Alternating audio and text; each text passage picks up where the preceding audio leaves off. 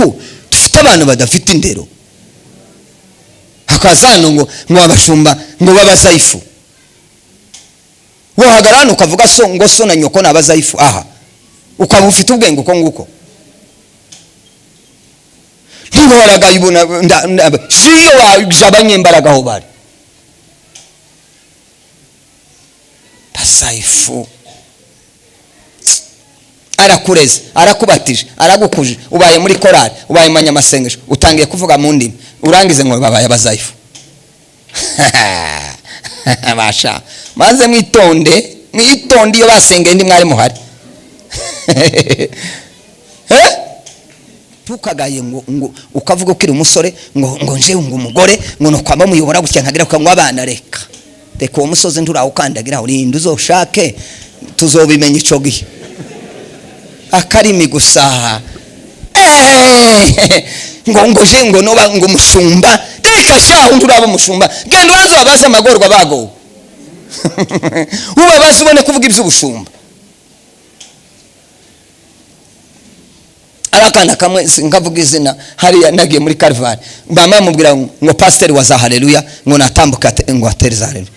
Pastor wa za haleluya ngo amarara atambuka agira ubuhanya nije wari umuvuga butumwa ngo arangize ndamuhaguruse. Tese ko muri Timotheo havuga inshingano z'abashumba, habamwe inshingano ya haleluya. Hari umuntu wari wabona uba pastor wa za haleluya wagipfu ugira ubwenge. Haleluya se n'abantu n'ihene n'inka uyoboye. Erega umupastori n'umushumba nico bisobana. Uri umushumba wa za haleluya. Ubushishi gusa uzosubira irindi rimwe bagushuke maze urebe uburyo biza. Tamana uzosenga basha timuzo habanu nkerisiyo mukuzimu iyo hejuru tayizabumva mutumvira abavyeyi tayo tiziruhu izigira guri kandi nayo ari umuvyeyi. Ega nayo n'umuvyeyi. Haho none nditura abana bayo tutayumviye se uzugira ngo izinezerwa kuraje kwasama ngira kumva kandi nayo izabana bayo bayubaha ko ari biza yumva. Ubutunzi bw'umuntu amafaranga y'umuntu ntiyobwira umuntu ngo ntunkoresha. Haya ifaranga zawe inka imodoka uvuga ubutunzi bwawe ubutunzi ndamusu bwo kubwira ngo ndanze ntunkoresha. Ese ko birumvikana? Mimi mali ya mukozi ndimo mfite ibibazo ndarabonera ibisubizo ngira ngo ni mu ijuru, ariko mfite ikibazo nariko mbivuga hariya. Bibiliya iravuga ngo mu Baroma ngo tuvuye mu bubata bw'ibyaha n'amategeko ngo tubimbata z'ubuntu. Nasanze ntaho twavuye ndaho twagiye. Ni ukuvuga ngo twavuye mu bubata bw'ibyaha tuva mu bubata bw'amategeko twama twinjira mu bubata bw'ubuntu. Ubuntu bwamavuga ngo nzababata kandi ubuntu ni Kristo. Niwe buntu. Timwibuka iyo bavuga ndazawugaruka hano gato. Timwibuka iyo bavuga ngo umuntu ni umunyabuntu. Siko bageze bavuga. Iyo bavugaga ngo umuntu ni umunyabuntu yari umuntu umeze gute? Ugira gute babye? Ugira gute? Utanga. Nukuvuga ngo iyo umuntu w'umunyabuntu iyo yatangaga icyitwaga ubuntu nico yatangaga si kintu cyo mu nta muntu bitaga umunyabuntu niyo bwabaga bumurimo atatanze. Siko bimeze. Nukuvuga ngo icyitwa umuntu ni cyatanzwe. Umuntu bamwita umunyabuntu kubera icyo yatanze. Imana yagize ubuntu ngo imare kugira ubuntu iratanga. Icyo yatanze nico cyitwa ubuntu. Ninde? Ni Kristo. Ta buntu ni Kristo uriho. Uzosubira akakubwira ngo ubuntu azagarura avuga iki? Kristo. Kristo ngo amare yamavuga ngo nimba munakiriye ndababata. Birumvikanye? Uri imbata rero ya Kristo. Nutaba imbata ya Kristo uraba imbata y'ubuntu. Ni hahandi ntaho uvuye ntaho ugiye. Ndashaka kwinjira rero muri risomo. Uyu muntu umwe rero niwe nari nshatse gakuvuga. Imana ishaka umuntu umwe. Urya muntu rero mpamvu gihari ishaka n'urya muntu yakuye mu byaha ngo imare kumuzana imuhindura ubutunzi bwayo, ubundi imbata nyayo isanzwe yo mu buzima busanzwe. Habagaho imbata zine, reka mvuga imwe. Imbata imwe ikomeye yari imbata yaguzwe. Siko byari bimeze? Imbata ndizagurwaga. Ese muri hano muri kuba wicaza ni sinza nshaka umuntu ko murareba uriya karagire gute karavuga. Ese none murebe nje nije ufite akazi. Ese turi kumwe? Imbata nyewe nziza yaragurwaga, ikagurwa, yamara kugurwa uwayiguze niwe wayihaga amabwiriza, akayibwira ngo uricara ntiwicara, urahagarara uzamura amaboko yazamura, pfukama ufukama. Nuko nibwo buryo bw'imbata. Tusohoka tugenda urambara gutyo uravuga gutya. Siko bimeze? Mbabazi ntitwaguzwe? Twaraguzwe. None wabahenze ngo muri mu buntu mwaraguzwe. Wabaguze yabaguze gusa ngo azabicaze ku ntebe areke kubategeka.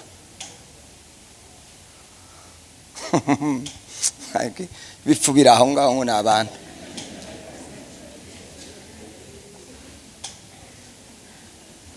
Ubundi hari ibintu tutakagombye gutinya. Twasanzeho idini ry'abayisilamu riracariho n'ubu, abafurera n'ubu, abakatolika n'ubu. None hahoza abandi nabo bagiye mu buntu bakadutera ubwoba. Nje nizi by'ubuntu. Abayobozi ngabo baratwigisha iby'ubuntu ku ishuri rya Bibiliya. Mwiko muragira ngo bije ubunyine ngikintu caje ngo biracitse ubuntu. Twarabwize ku ishuri muri dini za ulimwengu bigutera ubwoba wewe tubizi nyine. Ubundi bareka kujana hari cyo wari ufite.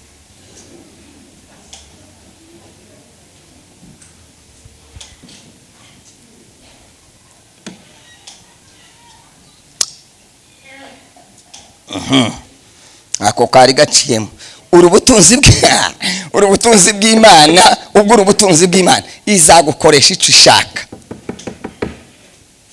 Turi nta kwishira nta kwizana kwa Yesu. Reka ta gusa icyo nkundira ububata bwacu tubanamwe n'utubase ari we Kristo. Yaravuze ngo dushobozwa byose na Kristo duha imbaraga. Iyo atubwiye ngo dupfukame nawe azapfukama, yatubwira tuzamura amaboko. Iyo tubwira ngo dukora icyo adashobora gukora. Abi imbata zo mwisi bashebuja bakoresha ibyo batokora. Nengize musobanura ako karumvikanye. Mokozi aliniondoa porini na sasa natunzwa sana. Mokozi wadore Imana yadukuye dereka twari nyeshamba. Tukiri mu mategeko tukibaswe mategeko n'ibyaha twari nyeshamba. None Kristo adukurayo ngo adukureyo aratuzana.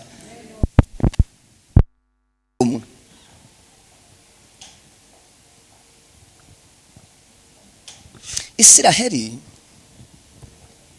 mu mibereho yabo Imana yari yarabatoranije irababwira ngo ishaka kubayoborayo yo yonyine. Nije nzoza mbategeka, nzoza mbabwira ibyo muri bukore, muzoza mugenda uko mvuze, nzoza mbaha amabwiriza.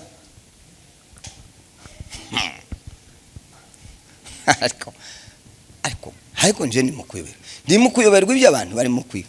Ukuntu arahumiwe.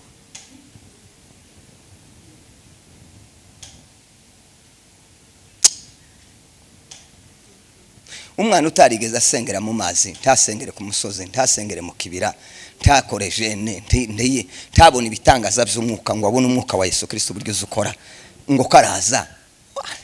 Ese hari abari hano muriho?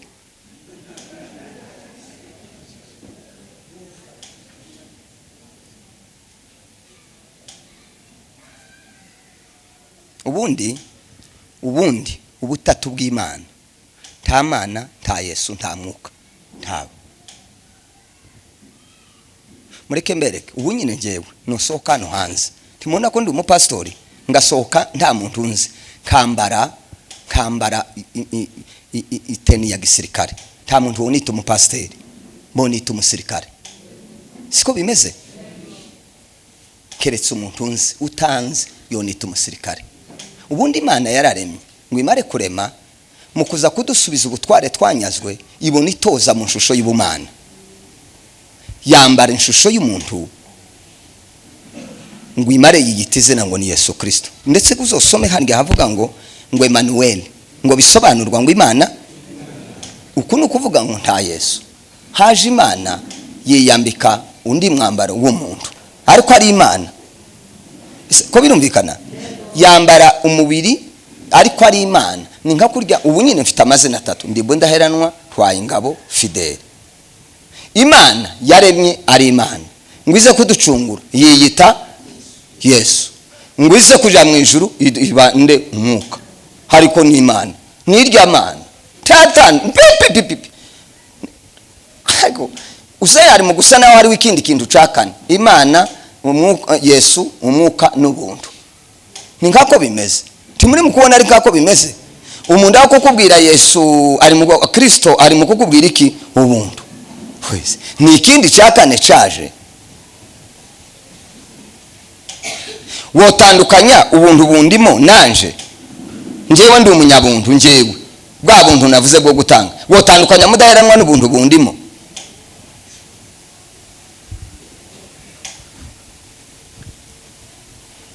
Cyangwa ikiremereye ni igikorwa nico kiremereye kuruta kugikora. Ubu kaguhuye telefone, kavuga ngo asane, igikomeye ni telefone cyangwa igikomeye ni nyiri gutanga telefone? None se hano nibakaza bahohotera ibintu ngo nibamara babayobye, nibamara kuyoba nawo bishakira abandi. Ni nguko gashitani nawe yaguye iravuga ngo igenda yonyine kayishakira abandi. No rero ndacagarutse ko ese turi kumwe, ndacari kumwe n'abanyesiraheli. Imana irabizera, mwimare kubizera, irababwira ngo nzaza mbayobora kuko abashumba batuyoboye, bakatubwira ngo nitusamura amaboko, niko bimeze bene uko nguko. Twamara umugumutsi wese iyaza kugumuka ntaza buri cyo hagararira, na shitani nuko niko yabaye. Kandi kizokubwira ko umuntu yananiwe azahiyindi nzira, uwo muntu azoba yananiwe. Ngo we ngo sinahoraga numva ngo nayi naratanganyise, ariko wokurikira ikintu daboro ni ubupfu. Nta muntu wakurikira ikintu imyaka 30 ngo nyuma y'imyaka 30 ngo nayi narayobye. Nta muntu urayoba ngo agira amasaha 30. Nta muntu burimo.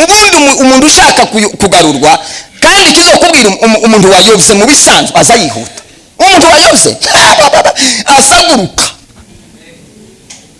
hasaguruka ahantu iminota 10, ahantu isaha ahangenda iminota 15.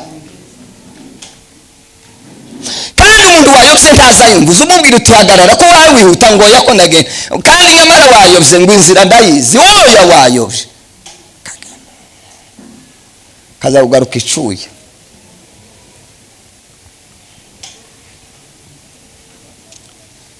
Isiraheli Imana irababwira ngo zabayobora njewe kandi ndoroheje, nzabitaho ngo bukeye umunsi umwe. Ariko mapepo n'igitangaza, soma mwumve namwe Bibiliya, Samuel wa mbere. Ko ndagira ngo nsobanure rya jambo niki cyatumye Imana ibura umuntu umwe muri Isiraheli. Hari abagabo bahari, abagore bahari, abasore bahari, abatambyi bahari, abavuga butumwa, abahanuzi bahari. Ese byagenze gute? Samuel wa mbere ibice 8 n'umurongo wa 4 ugere ku murongo wa 7, nkahantu nkarehare dusimbe 19. Samuel wa mbere ibice 8 umurongo wa 4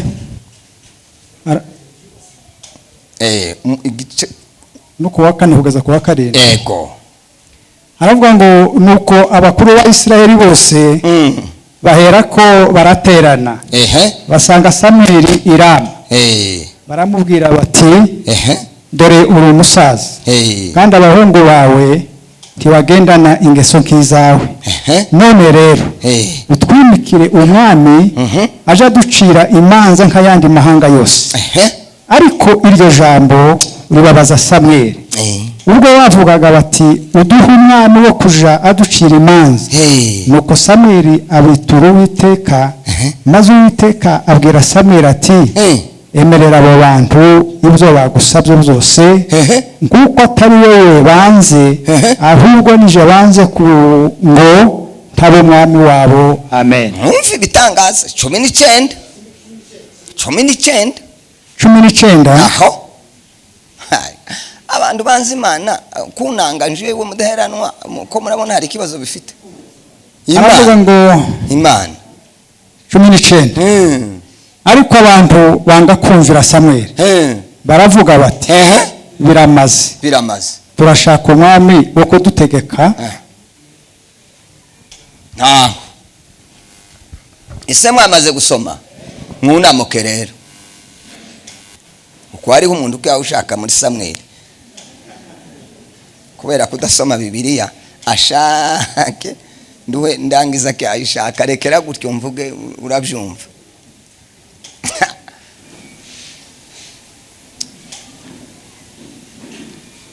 aba bantu aya makuru murayumvise namwe ngo amaze gusaza Samweli abantu baraje batari ko abana bawe ntibari mu gukora neza none ko turabona nta uzagutsimbura kandi Imana ndi yari yababwiye ko abana ba Samweli ari bo bazatsimba apana ba Samweli ba Eli abana ba Eli nkuko bari babwiye Samweli ati genda gutubwire abana ba Eli ntibabakora neza none tubonye ko nda muntu uzasubira mu mwanya wabo. Ninde wari wababwiye ko abana ba Eli ari bo bazasubira mu buyobozi? Mwumve impamvu burya abantu baza batangira. None Samwe twanze ugende turashaka umwami. Samweli ati se murashaka umwami Imana iriho yapfuye se nayo yashaje bati no. Genda uyibwire ko dushaka umwami turashaka kumera nk'abandi.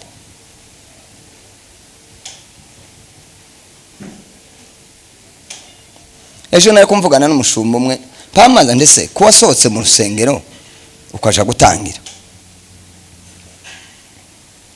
wasohotse ufite irihe yerekwa kuko iyerekwa n'ihishurirwa biratandukanye. Iyerekwa ni umugambi wageze y'ikintu ushaka guhindura. Ihishurirwa ni uburyo ushitsa mu bikorwa kirya weretswe. Ndamaza ese niki iyerekwa ryawe nirihe? Uko warasohose kuririmba ni kurya, gusenga ni kurya, ritiririje ni rirya, haleluya ni zirya, gutamba ni kurya, ntaho wavuye ubu waragumye aho waruri keretse ufite ihishurirwa ufite iyerekwa ryo kuba umushumba kandi ntaryo ribaho. Tayerekwa ribaho ry'ubushumba ngo wereswe ngo kuba umushumba ngo uje gushaka uburyo wawe cyakora ni iby'ubu nyine. ngo uyu muzehe baduhaye ubuyobozi wamubaza batubwiye igihe kirekire twaranze turanga mubanze narindi monje kandi mbwira nda bushumba nshaka danse.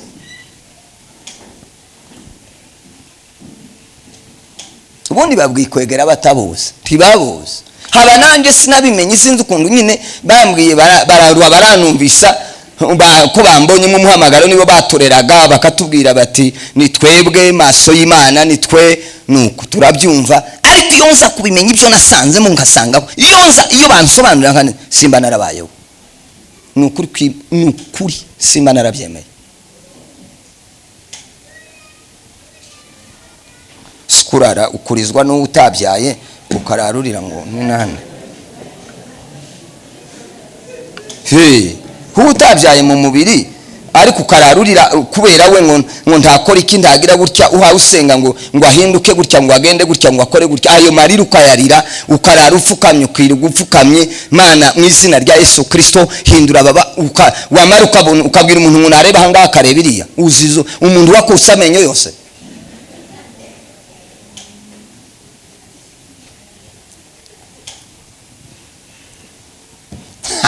Bariya nta mutwaro bagira pe.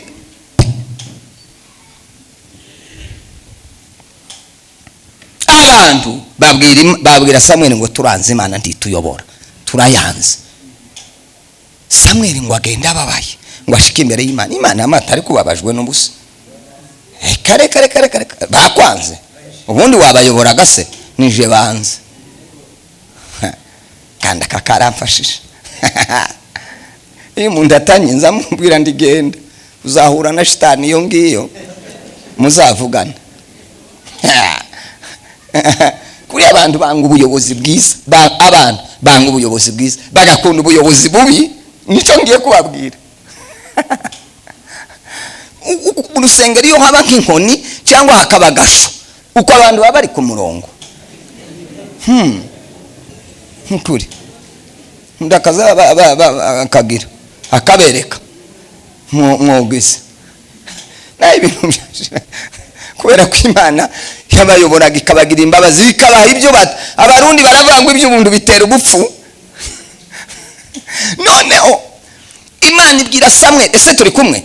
Imana ibwira Samweli iramubwira ngo mbere yuko mbaha umwami ndamubaha uko bashatse, ariko reka maze nkubwire ibyo umwami azabakorera, ugende ubibabwire neza. Sema amen. Ijambo ry'Imana rirasobanutse, hitamo icyo uri bushake gukora, nibyo biriya by'ubuntu nibagende bakora uko bumva, ariko Yesu azaza.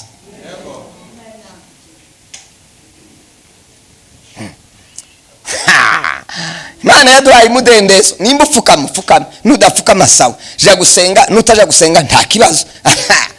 Dawudi gewe yari yarabimenye. Igihe cya Dawudi bageze bavuga mubaze kwa naka mu nzu ya Dani, Yuda, Binyamini, ni bande batasenze? Hari abatasenze bati mugane matera amabuye. Nta soni. Ariko ico gihe naco cari gisa nka hari nka cisa. Nanje ako nanje ndibyoborohera kweli kabisa. Nariko mbibabwira abantu twazanye. Nje sinza mbabazwa umuntu ndi yatanze amaturo ni cacumi. Aya uyarabizi nawe nabaye nk'umuyobora. Mbabazwa n'umukristo utaje mu materaniro. Jewe nza mbabazwa n'umukristo utarwaye, ufite imirimo yigenga, n'uyifite ni bake bazabageza saa moya. Nza mbabwira ngo muzamuza umara iminota 5 unereke ubwo bushake bwo kuza mu materaniro. Nico kintu ngire kibazo ngira n'abakristo noba kubise nogiye ngura umuntu mu nzu n'inkoni tugende.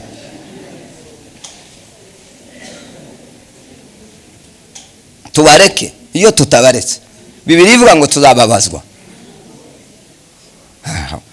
Ngoze kwikorerana n'Imana iyo nikoreranye nawe ko we ko dushoboranye, ikibazo niki?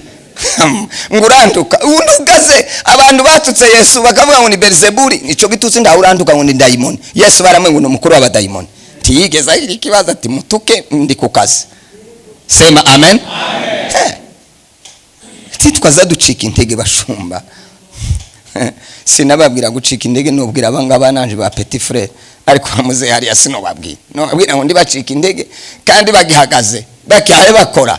Nitwe rero nitwe twabatsimbuye bo kuvuga, musigaye muvuga bakavuga murashaje, turi basha rero kandi twamize ibyabo, twe twarabimize. Nanda kuborohera ndagutinya no guhangana. Ubundi se dutinyira iki?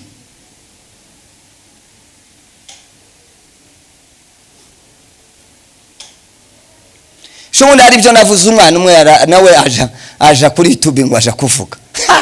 Ndamuhamagara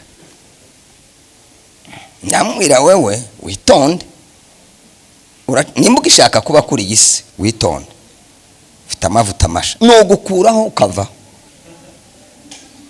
Abantu batatu bagira ibintu bikomeye byo kuvuga bikaba, umushumba arimo, kandi narabibonye n'aya maso yanje. Aya narabibonye apana se ibintu by'imigani sinibyiterabwoba, nabonye abantu bajatse ngo baransotora. Ndambwira Yesu ubundi se Eliya yavugaga ngo umuriro manuke, wagiraga ngo byavaga umuriro nduri mu ijuru, urupfu se muzamuga ngo rubahe. Yesu ni urufite, Imana ni irufite. Uvuze gusa ati tunga ka gatoroshi kawe, haje kurya ibyo mwisi naho mu ijuru ndiyojayo yagize amakosa.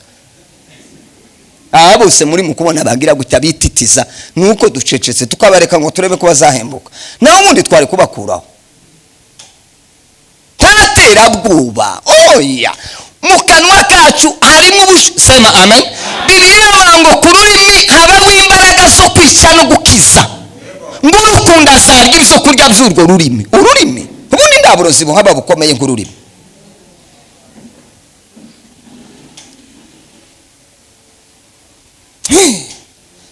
tugendera ku byo batureze, discipline baduhaga. Tigiko ntabyo kugenda gusa dutambika amaguru ngo tugiye gutarama uko dushaka ku murongo. Murataramira he biragenda gute? Byari kuja gutarama twasabaga gahusha iminsi itagenewe kugira ngo nageze ngira ngo batu, ariko nasanze ari wo murongo. Ayo mavuta rero ndi saya none ga naya kera twarayamize, si ibyo kwigira biturimo. Nuko genda ubabwire ngo abahungu babo bazoza barara izamu. Ntabararaga izamu, izamu nga yatangiye ico gihe. Abahungu babo bazabarara izamu, barare mu mvura, kandi utazagakora neza azarya inkoni. Uyo ni Imana gakirabwira Samweli, genda ubabwire. Aho abandi nabo abaraye ku buzamu, abandi bazaja ku ntambara babarase bapfe. Tayo barwanaga, ari ndabara barwanaga. Yesu Kristo niwe wabarwaniriraga. Genda ubabwire. Kandi abakobwa babo bazabateka imigati, bazaba bakoze hariya. Abakobwa beza bose azabatwara. Agenda ubabwire ayo makuru. Imirima myiza yose azayitwara, bazaza batanga umusoro. Niho hariya twasomye ngo aragenda ngo amare Samweli ababwira ibyo, baravuga ngo biramaze. Uko abantu barasaze komanga ngo batanga ibunyine. Ariko ndutuza abantu ngo biramaze. Ubwo nabwire najana abakobwa ni sawa, nadutangisha umusoro ni sawa, najana inka nziza ni sawa, najana imirima myiza ni sawa, natuzoza dukubita ibiboko ni sawa. Biramaze ibyo byose Imana yavuze, biramaze tituyishaka. Yo ako Israeli nibo bambere. Ezekiel aravuga ngo kandi nashatse umuntu umwe ndashakisha muri Israeli, ndareba mu bagabo, ndeba mu bagore, ndeba mu bahungu, ndeba mu batamzi, ndeba mu bayobozi b'igihugu, ndareba. Bibiliya ivuga ngo muri Zaburi ngo isiranganya amaso yayo ku isi. Soma amen. Abantu ngo ikabareba ngo ureba mu kiganza. Data wa twese kandi sireba mu mutima.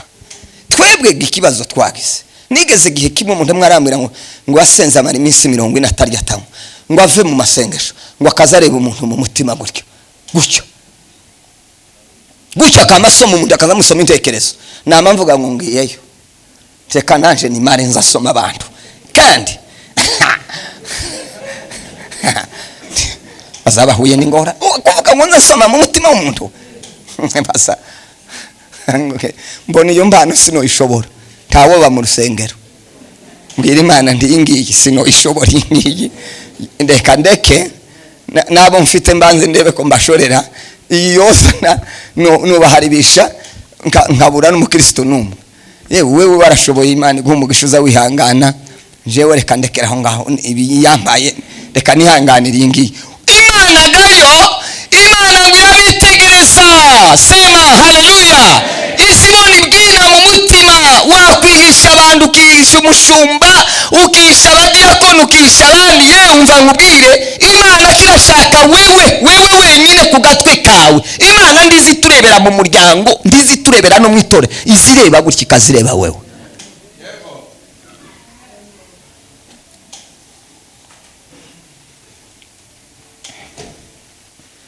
Noneho Imana ngo imare kubona ko byanze, iravuga ngo ntibagende. Cyo gihe gaca Sawuli, umwami Sawuli ni wategetse wa mbere.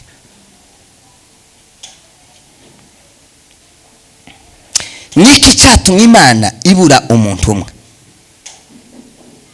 Ngiye kuvuga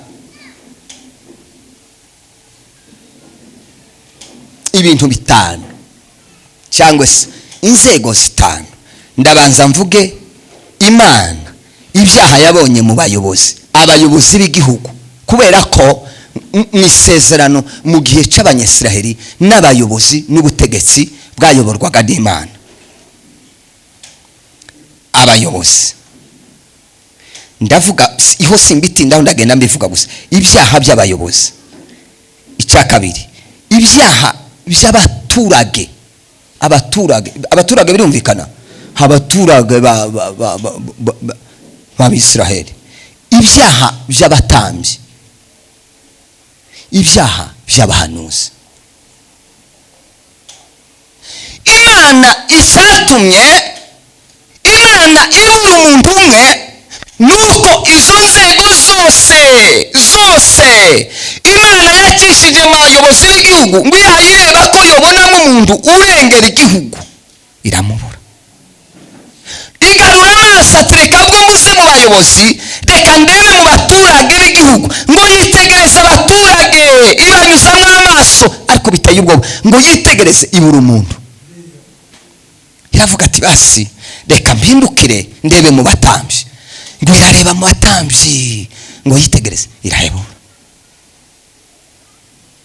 Iravuga ati basi reka ndebe mu bahanuzi, ngo ikubite ijisho mu bahanuzi isanga aho byarapfuye.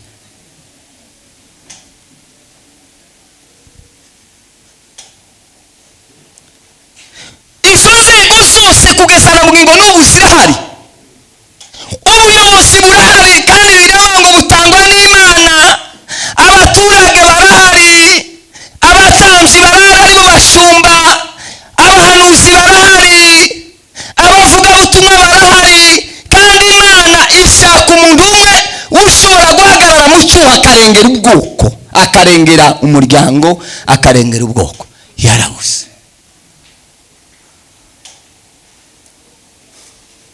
Ko muragira ngo bari baravuye mu nzu y'Imana se? Yigeze kubabwira rimwe, irababwira ngo aba bantu ngo baza banshimisha iminwa, ngo ariko imitima yabo iri kure.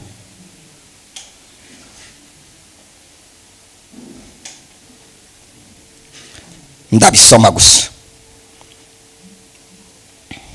Ibyaha 5 by'abayobozi bakoraga. Icyambere, bishingikirizaga imbaraga zabo bakica. Ubuse ndibiriho tibikorwa, tibabaza Imana ndibabara. Nimba twemera ko turi abantu b'Imana, ubwo buyobozi ndi buhari. Kwishingikiriza imbaraga akumva ko akomeye, Nebukadinezari kumva ngo abantu nabe.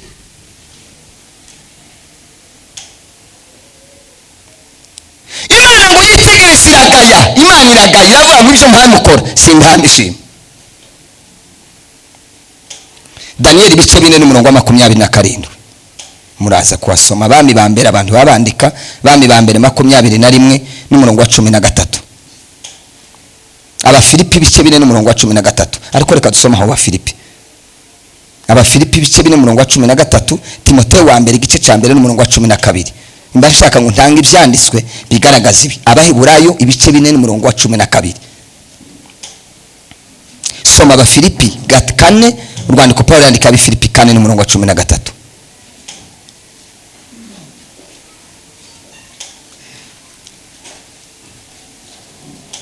Ihute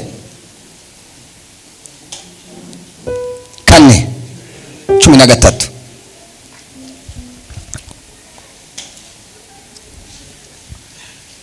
Kombona bihaye bigira.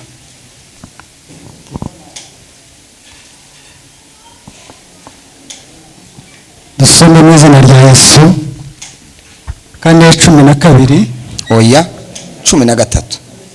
Aravuga ngo nta cyaremwe kitagaragara imbere yayo, ahubwo byose bitwikiriwe k'ibyambaye ubusa mu maso y'izatubaza ibyo. Umuntu barigira akora ibintu nk'ibyo, Pawulo yandikira Abafilipi ababwira ngo ntagishwe imbere y'Imana ibintu byose bisa n'ibitwikuruwe.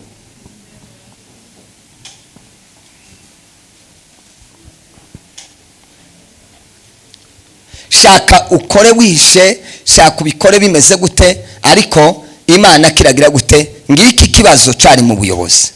Icya kabiri, imitima yabo ngo yari imeze nk'intare yivugira ku muhigo. Intare yivugira ku muhigo. Imitima y'abayobozi ko yari imeze, bari basa n'intare yivugira ku muhigo. Ndagira ngo abakera nimo bazi ibyo ngibyo. Intare kuvuga ngo isange iri ku icyo yishe. Imitima yabo ni ukuvuga ngo nta mutima w'imbabazi wari ubarimo. kandi Imana ntishobora gukorana n'umuntu udafite umutima w'imbabazi. Cyaha cya kabiri, muze gusoma Sefaniya ibice 3:3. Cya gatatu, imitima yabo yari yuzuye kunyaga abantu ibyabo ndetse no kubica. Kunyaga iby'abantu. Ko ndasobanura icyatumye Imana ibura umuntu uyihagarara imbere. Ese turi kumwe? Abacamanza ibice 3:25, Imigani 22:22, Yesaya ibice 10:1-3. Cya kane,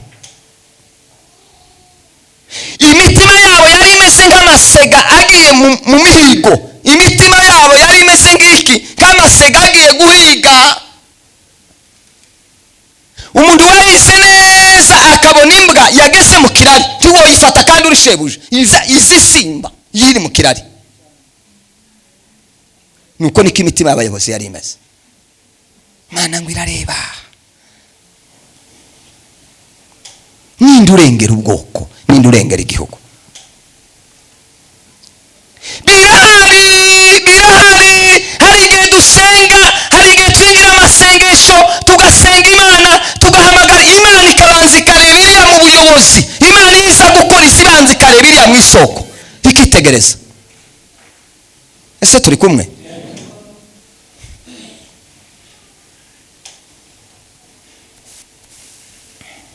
Nico gituma Bibiri dusaba gusengera iki? Ubuyobozi. Mana mu izina rya Yesu Kristo dusengeye igihugu, utabara abanyagihugu. Tugasengera abanyagihugu tukibagirwa abayobozi.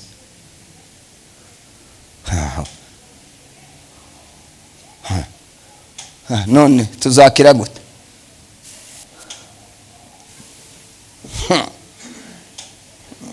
Wakwitinza ahantu wenyine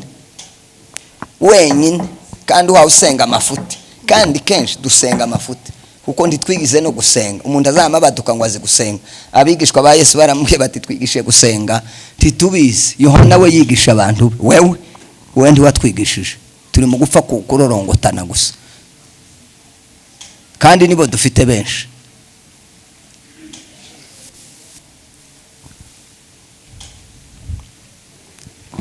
Mana ngo ntaco ndico ngo imbere yawe. Aho ntaco urico imbere y'Imana.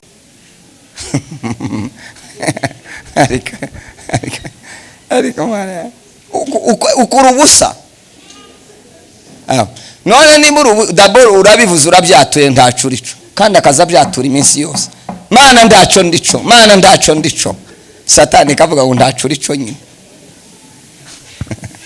Mwaretse masengesho iteka ryose muri umunyantegenke. Isengesho gusura umunyantegenke. Ntabwo we wigeze ukomera, uzo umunyantegenke urinde ufura umunyantegenke. Ako kanwa kawe ibyo kaza karema, Satani yoreka kugutera. Tiyamenye ko uri umunyantegenke.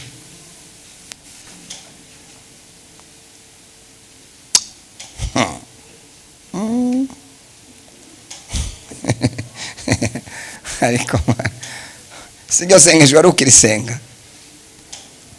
Nuko icyaha cya gatanu. Aho rero Matayo, muhandike Matayo ibice 10:16,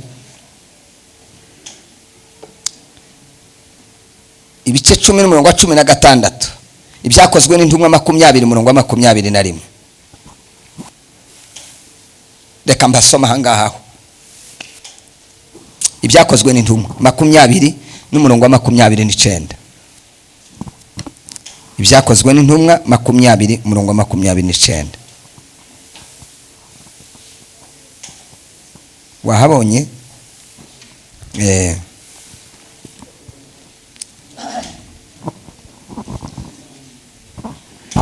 Noneho mufashe uriya muntu karandika, kandi ntureka kwandika by'ukuri, kandi ni byiza pe. Reka dusome uko wandika 20:29. Haravuga ngo zi yuko nimara kuvaho amasega aryana azabinjiramo ntababariwe ukumbi wiri Pawulo wari kuvuga aravuga ati ndabizi nimara kukubavamo amasega azoza. iyo bavuga amasega handi baba bavuga imbwa. ubundi imbwa n'amasega biratandukanye siko bimeze. imbwa nizirya tuzadutobera ziri mu rugo, amasega nayo mu gihuru. Masega arabwira ati amasega azabinjirana bamare nimara kubavamo mube maso. n'abantu yari kwavuga abantu bahindutse, abayobozi barahindutse. amasega isega niritabagura niryica. ya imbwa zo mu ishyamba nta kindi ziko n'ukwica. Imana iravuga ngo aba bantu buzuye kwica gusa nicyo kibarimo, ntawurengera igihugu ntawe nocamo. kandi niko bimeze n'ubu niko bimeze.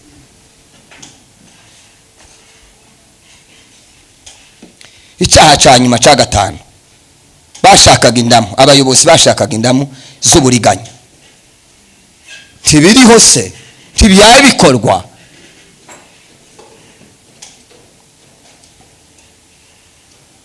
Abanyefeso ibice 4 n'umurongo wa 14 gatandatu 11. Rwandiko Pawulo yandika Abanyefeso 4:14 ibice 6 n'umurongo wa 11. Yosuwa ibice 9 n'umurongo wa 4.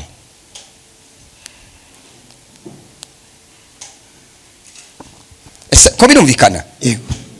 Ko ndavuga icyatumye Imana ibura umuntu umwe muri ico gice rero cy'ubuyobozi.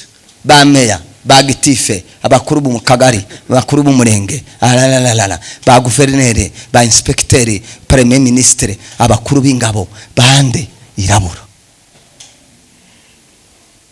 ngo imare kubura, iravuga ngo ubwo mbuze mu nzego reka ndebe mu baturage, ndebe ko mbona mu muntu umwe. ni nka kurya bavuga bati mu itorero bashakishe mu bayobozi barabura, reka turebe mu banyagihugu. simvuga ibyaha byabo ni byinshi, ariko ndavuga naho nka bitanu. ibyaha abanyagihugu icyaha cya mbere bavuga ngo abana basuzuguraga base na ba nyina. abana icyo gihe abana basuzuguraga base na ba nyina ntibiriho.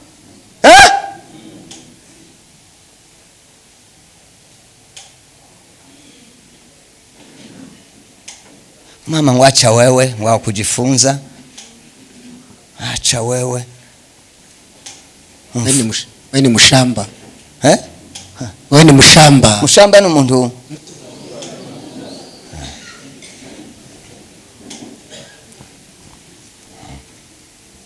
nibyo twari kumvuga. hari murebe ibifu by'abana, ise ndiyize na nyina, ariko bakamenya ubwenge bwo kumujana ku ishuri, kandi bakamukubita ngo yige, bakamushakira n'uburyo akiga akarangiza primaire. ntibavuga ngo niyicare, batija kuri secondaire. yava kuri secondaire atoya uraja hehe kuri university. yava kuri university bagashakisha uburyo yobona akazi, yamara ngo wewe ni mushamba. hagati yawe nawe ninde mushamba?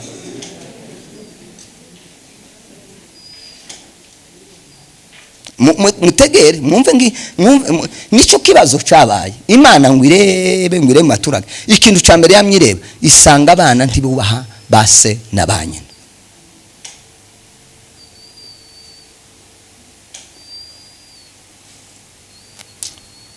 kuyu muryango wagiriwe imbabazi ukabwira abana bakakumva. njyewe kubera ko n'umushumba nzi ibibazo aho umubyeyi azakarira akakubwira ikibazo cy'abana 1, 2, 3 batita ku babyeyi bafite ubushobozi, bafite uburyo, agasa naho yavuye mu ijuru atavutse.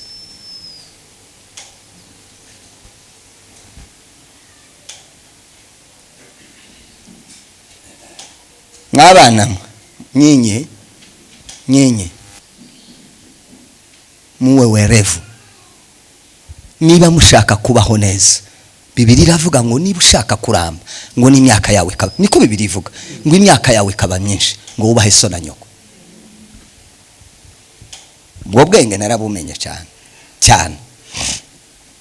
nje mu bantu bamwe wenda bake nageze mvi Burundi nkamanja ku mugorore iyo twavuganaga n'ababyeyi bakavuga ngo turagushaka n'ubu nubwo nari ko mbiteganya ariko barampamagaye baravuga ngo turagushaka nama mbabwira ngo nzashaka amafaranga ejo ndaza kwanga ku mutima wabo babara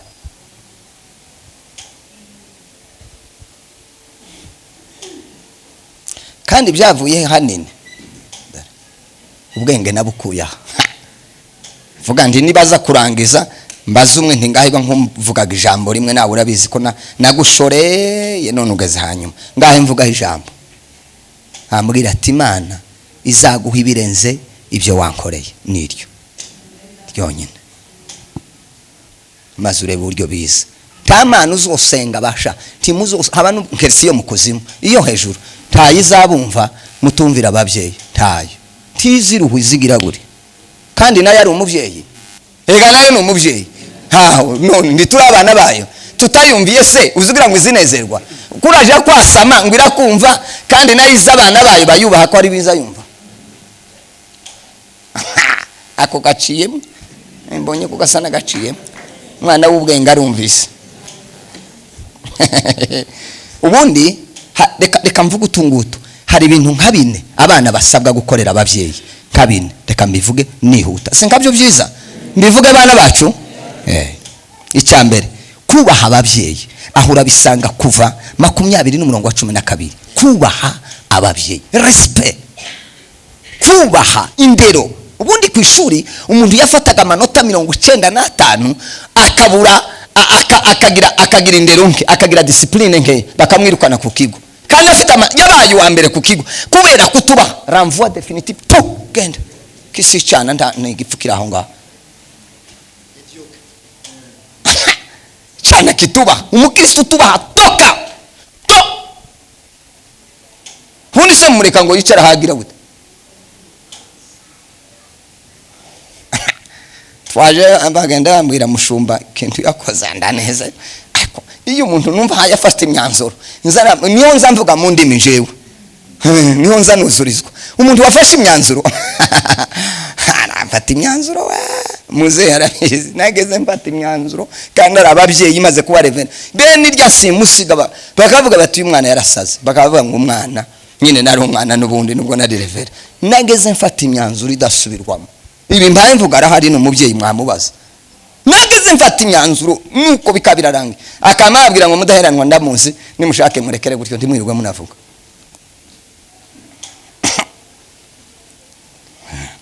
nayo umuntu wa mbere utangisha abantu apana gutanga amafaranga ngenda kumubwira ndamansi waducira umuntu nta bintu bijya byo kuvanga ibihumbi 5 $5 arambwira ati ibyo bintu nibyo bibaho birabaho wewe byemere pfa kunshigikira unshigikire wewe unshigikire mfite uburyo mbipanga bazuza batanga tubatangisha inka $5 zizubaka paruwase arabizi twigeze gutunga inka zirenga 40 muri paruwase twabivuganya aranshigikira ndamanda kwereka uburyo mbikora byarabaye izo si yarahari n'umubyeyi Yesu sema amen amen kubaha ababyeyi abana mwubaha ababyeyi mwubahe ni wewe wenyine niwe Imana ishaka kabiri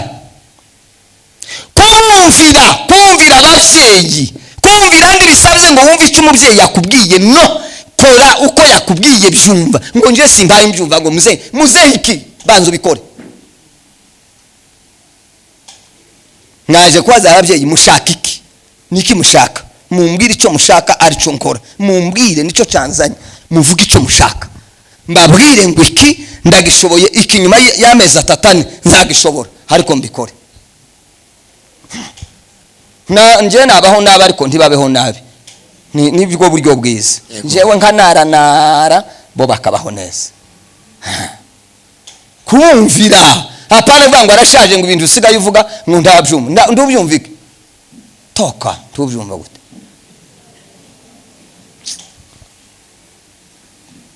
umuzehe mbanzureke ngo ibyawe birashaje birashaje bishaje timuzima kandi yarwaye ariko abantu barasaze n'ukuri kw'Imana uko twabaye gute ko abo ko navuga gute ko navuga nanje ko navuga naba bato ko navuga nabandi abafite base bose nabanyina mwese niko bitegezwa kumera. Mukareba uburyo two Imana yoreka kuvugana natwe, ereka nako gatuma dusenga nditwumvirwe kubera ko tuvira ababyeyi. Mana mwizina kuravuga mwizina rya Yesu, haleluya. Muri mundi misa yavuga ngo uriya ndiyo bivugaga mu bandi, mu mutima yavuga ati se kuriya karasenga. Urumva ko murumva ngahe ni dusubizwa.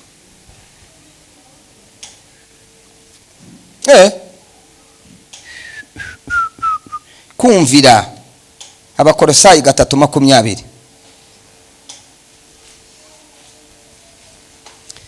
Cyakane kunezeza ababyeyi. Kunezeza ababyeyi, kunezeza ugakora akantu umubyeyi akanezerwa, akazayoberwa ikintu cabaye, ukamuhenda ukamubaza ngo akanda ashaka. Nyakombwira papa twicaye, ese ko mbambona amaguru yabyimbye byabaye gute? Ndamubwira wewe uza wambara urukweto minsi yose. Urukweto ndirukuva mu gitondo, naye nabigenzuye mu gitondo shoshete urukweto ndakugurira agakweto koroheje, tukaza wambara shosheti, uze wambara umwuka uhumeka. Numara ukuri inkweto ni ukuvuga ko yabonye ko kera mbaye mugenzura, kandi niko bitegezwa kumera. Nije ukureba kwitegereza. Yaraje ndahande naye naraye ahantu ku cyumweru araza tuje gusengana nkumare ntameze muze kutafunze igitoko utatebeje kurazana ishati wewe ngo yarashaje ndoya ushaje sana ngwere ku buryo bigenza nibwo buryo bwiza upange neza nubwo ushaje ariko nyine ishati benkiyinjira ngo amarara biko hantu wabona komeze neza none organiza kuguhagurutsa mbaye nshima ariko nyine koste nyine usazane yanani nawe ngo reba ibyo papa yambaye, hako wewe mu mutwe wawe ni azima yambaye gute gituma utaho bipanga.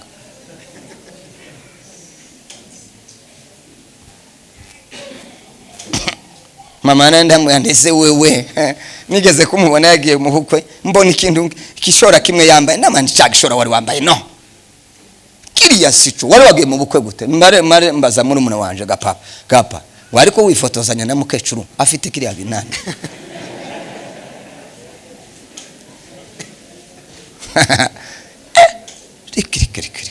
Kiriya si ikintu ciza, ntangaza mubwira nyine bimwe nzambona bipanze neza ni bene kiriya.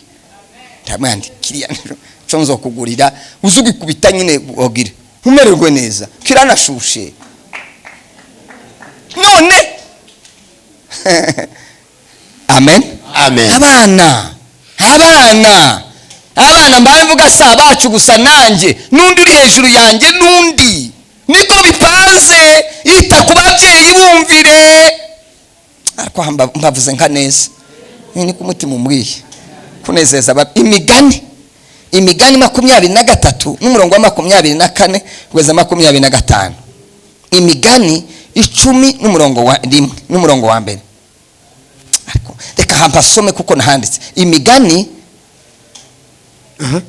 10 n'umurongo wa 1 haravuga ngo umwana w'umunyabwenge anezeza se, ariko umwana w'umupfapfa ababaza nyina. Yego, umwana w'umupfapfa azabaza nyina. Ngwiyo haikuangalia, inaangalia nani? Niki kitamureba? Hiyo nyaya imwangalia ni nini?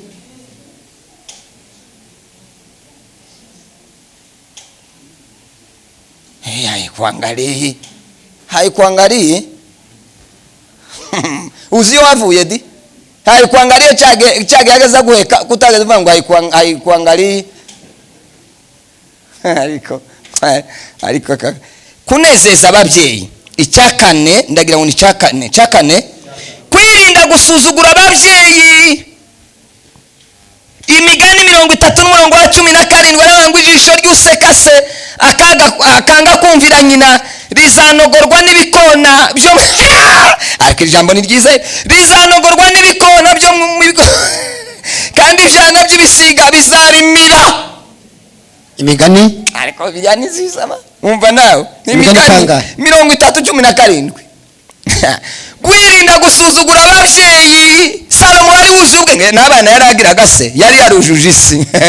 Aravuga ngo ijisho ry'useka se akanga kumvira nyina, useka se akanga kumvira nyina. Yamavuga ngo ariko uyu muntu ni wa mbere. Mwumvise uko yavuze ngo none aravuga ngo rizanogorwa n'ibikona byo mu mikombe, kandi ibyana by'ibisiga bizarimira. Aho nije wahanditse. Ariko Bibiliya we, nabwira twese twokumvira ababyeyi, tukumva ababyeyi tukabanezeza, isi yogira amahoro, isi yogira umutekano.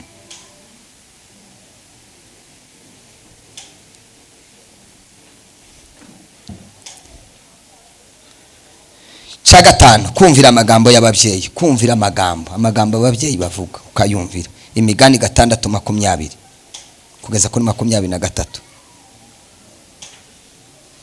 Iri naryo niryo zari intangaza rya nyuma. Gutunga ababyeyi bashaje. Gutunga ababyeyi bashaje. Gutunga ababyeyi bashaje, izo ni inshingano z'abana. Ni muri Bibiliya niko havuga.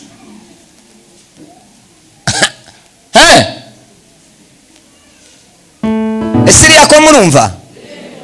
Ko mwari mwunamye, mwari ko mureba iki? Ko murandika? Mudasanga bariya. Mwumvishe ko basubije bose ngo ko barandika.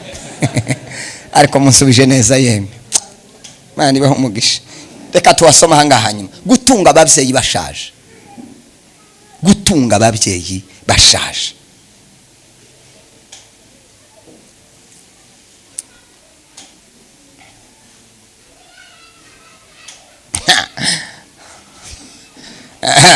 Timoteo 5, urwandiko Paulo yandikiye Timoteo wa mbere, ibice 5:3. Reka pasiteri hasoma.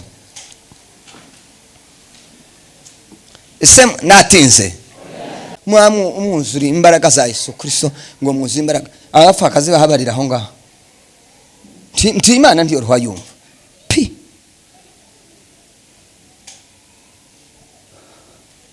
Kugira abapfakazi ni ikibazo kitoroshe.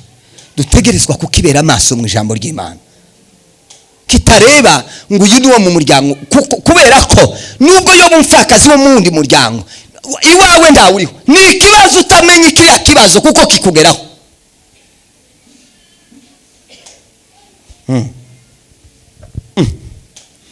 Wane uriya muryango ntuzawita ku bapfakazi gute se? None wabibonye? None kandekera. Kuva 22:22. Gutegeka 10:18. Maraki 3:5. Kuva 22 kugeza kuri 22. Gutegeka ibice 10:18. Maraki 3:5. Icyakane, basuzuguye ngo ibyera by'Imana. Basuzuguye ibyera by'Imana. Iby'Imana barabisuzuguye. Ariko murebye ibintu yabikorwa by'ukuri.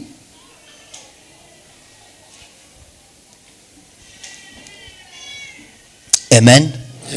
Haleluya. Amen. Bibabaza Imana gusuzugura ibyera by'Imana. Daniel ibice 5:2 kugeza kwa 3.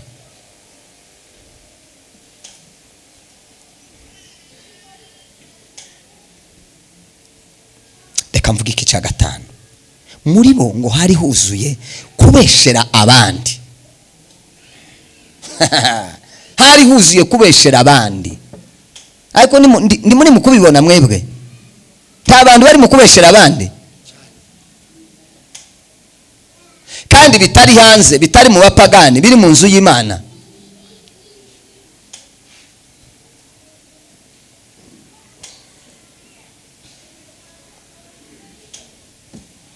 Ngo uyu muzehe harahari.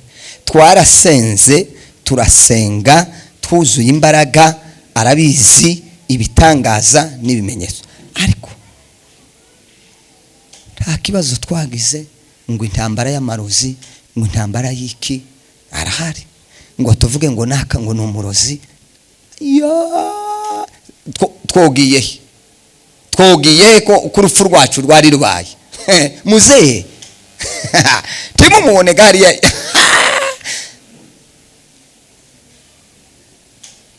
woje gute wovuga kwanza wa ningo kuja kuri tribunali hageze hariyo dutarama mu gicuku nta muntu ubizi tugasenga iyo ngiyo nta muntu nijwi ndirisoke kwage mayi bari baratwigisha uburyo bwo gusenga tutavuga kandi mukuzura umwuka ariko natwageze twiga ibintu byiza hariho abantu batoshobora bazagira ngo none iyo bazamurijwe ngo niho Imana izayumva. Nasanze rimwe mu Kongomani hariya mu Rwanda ku mupastor umwe ahagize iminsi 3 yaragize iminsi 2 agasenga abaturage baraza baje kubwira pastor pise nibiki biri muri iyo nzu yawe none akagira isoni zo kumubwira ndashika umunsi wa 3 arambwira ati mfite ikibazo ngo uyu wacu ari mu gusenga saa 9 abaturage bamereye nabi none kutamubuje ngo yagize isoni mukubwirire ati mumbwirire jewe sena nzanirirwa ngorwa nuko turaganira umetoka Uvira umekuja kwa hapo umeona namna gani arambwira ati hameze neza ati ndabona rwose abantu bameze neza ni maombi hapa umina la mkaga saa 9 za usiku naomba Mungu unaomba Mungu saa 9 unapaza sauti unapaza sauti ati habaja kufunga ati unanifuga namna gani hano nta muntu uzusohorijwe saa 9 ngo mbona mchungaji ngo hakuniambia wewe usiongeze unajua hapa hano rahazi hapa ni Rwanda none aje kubaza pastor aramubwira ati atari ko nyine ati ntibimeze neza sasa mbona hakuniambia mchungaji yamambwira ati haba no kubijoka simjuka ati nubundi mjuse nubundi mjuse byongera ingaruka nyine uko muzamubona ibintu bizatwishe nuko utabwira abantu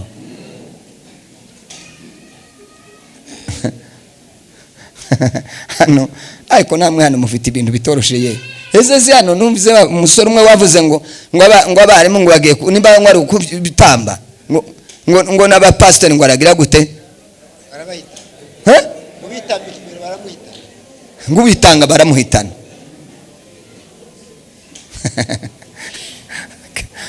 ariko umutima nuko wanduye waramwe ndaba pastor bariho bafuye kuvuga nabo nyine kubera ko ndaba bariho ngo babahitane uko none ndabari bariho ni ku mutima wambwiye tubirekere gutyo twese nta wari uhari ico gihe yeme aho murekere gutyo uko ndamushumba nta wari uhari banye bavuga nyine nabo kubera ko babona ndawe bahitana bamaga kubitaho ngo n'umushumba nguri imbere yabo aramuhitana nta wari uriho yahaba kuki batamusimbiyeho ufaka ururimi ngo rwagize gutemba nyana y'inkuba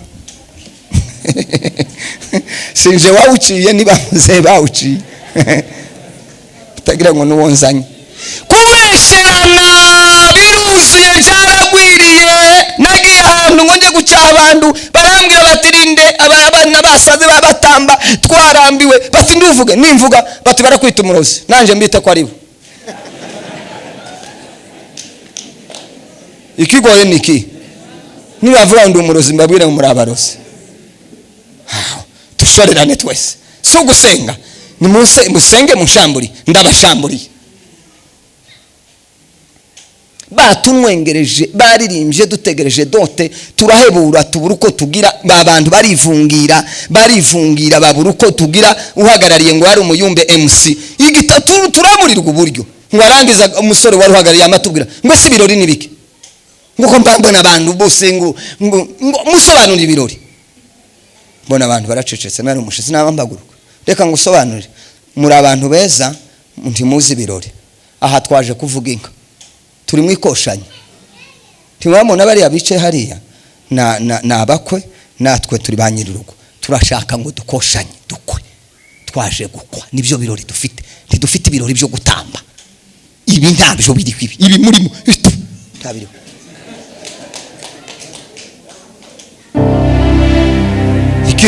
Ikindi gikonkoboke naco cyama gikonkobokaho ngo arabaza nawe ijambo ribaze ngo none ngo ibi ni bibi ngo kuba baririmba ntoya.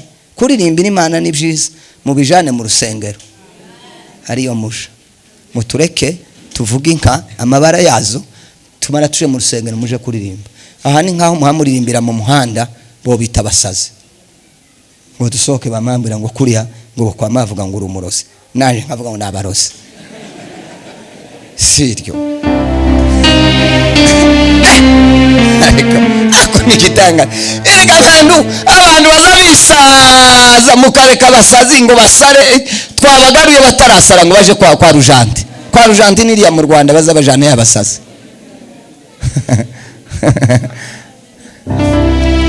Amen. Tugarura abantu, tubagaruze neza, tubabwire neza mu rukundo. Nibanga mu rukundo. Hanyuma baranga mu rukundo nitumara tubagire gute? Tubuze abantu bareke kubeshera abandi. Tubabuze, tubabwire ngo no, mureke kubesha.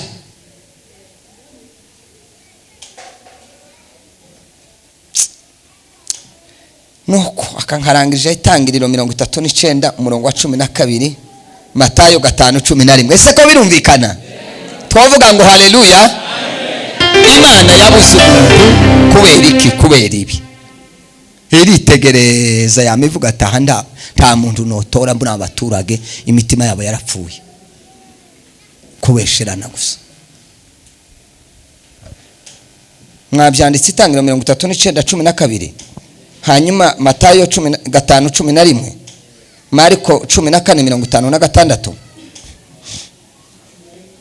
11, 14, Mariko 14:56. Ngiye gusoza, tuzakomeza ejo. Amen. Haleluya. Ese kera undi ko ndashakisha umuntu umwe ngo hagarara mu cuho kugira ngo ntarimbura igihugu, ntarimbura ubwoko, ntarimbura umuryango. Ndashaka umuntu umwe. Ejo nzavuga icyatumye Imana ishaka umuntu umwe. Nta Mana ikeneye abantu babiri, ikeneye umwe, kandi ni wewe. Ubwo Imana ikeneye, reka kureba pastor, reka kureba abanyamasengesho, reka kureba abayumbe, reka kureba abavuga butumwa, reka kureba abaprotocol, reka kureba reka abadiyakoni. Imana irashaka wewe.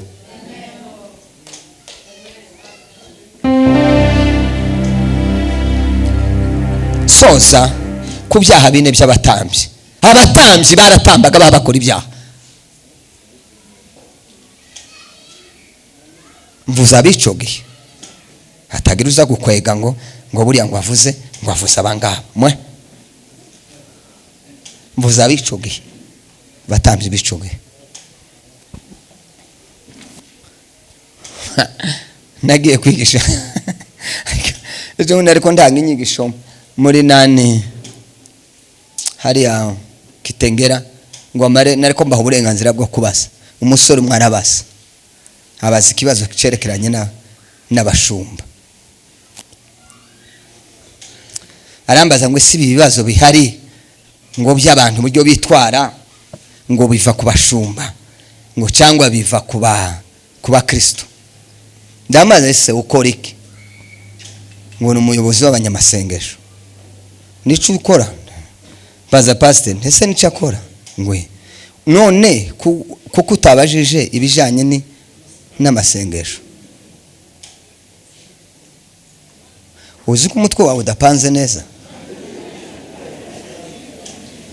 Kurabaza ikibazo c'abashumba, abashumba bawe bari hano. Pastor, mwigisha uyu muhungu mumushire ku murongo, namara kuja ku murongo azabona. Tugasubire n'irindi rimwe iri rimwe ndakwihanije, irindi rimwe tugasubire kubaza bene ico kibazo mu materaniro kijanye n'abashumba. Umutwe wawe ni muto. Ico gisubizo namuhaye. taha nico ngico hakuziko dufite abantu badafite indero hakazano ngo abashumba ngo babazaifu wohagarana ukavuga so ngo so na nyoko nabazaifu aha ukaba ufite ubwenge uko nguko ntiboraga ibona siyo wajabanyembaraga ho bari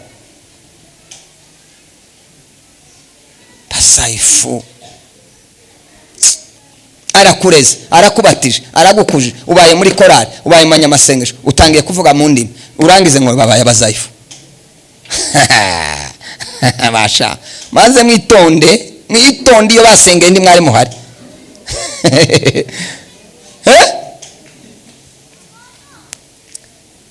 buriya no bangibwira muzehe ngo nahaguruke ngo atambe ngo vasi ngo utambe arabishoboye yatambye ndarabaho sanga yatamba nanye ndatangira turatambana none amaze kunaniwa mubwire ngo numunebwe ngo ubwo tatamba ngo atahagutse ngo atambe uzohagera si yuhayuja yabo ayivuga ngo tiwe ko ndakura mbaye nsubira inyuma wasubira inyuma imyaka naho ko wahuje imbere nibakureke nuko gusa umuntu azoba yarapfuye ntakubone ngo akubwire ese birumvikanye amen igihe cy'umuntu imyaka izifasha abo basigaye bagira impuhwe urabona ngubu niyo basore baba basimba akava hagasimba ari kuri abaza bahwera umutima uzamumubwira ngo arikubita hasi ngo akubite umutwe hasi aba arapfuye nk'icyo nizo mpuhwe baba rero ni abanyempuhwe naje ubwanje reka ngende muto ariko nanjye sigaye ngira impuhwe kandi naratambye byenyewe naratambye warapana utungutu two kugira umutamba ntiyagira nikivamo